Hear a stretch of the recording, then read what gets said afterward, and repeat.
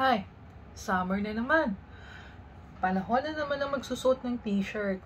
And alam nyo ba, naiinggit ako sa mga Taiwanese dito sa mga kasamahan ko sa bahay at saka sa mga naging employers ko. Buti pa sila ang lilit ng joga. Pag naglakad, walang umaalog sa akin. Grabe, nahiya ako kasi umaalog. Laki. But anyway, hindi nga pala yun ang sasabihin ko sa inyo. 'Di ba? Na-refill na to ni Amo, 'di ba? Ngayon, pinaliguan ko si Ama and pinatay ko na din. Alam nyo ba? Ngayon lang siya hindi nagpalagay ng ganito. Natakot siya sa manugang niya. Biruin mo yun. Sabi ko, Ama, gusto mo ba to? Lagay ko sa katawan mo. Wag na kasi magagalit si Kwan. Sabing ganun sa akin. Alam nyo yung heart ko, grabe. Parang na-fluttered.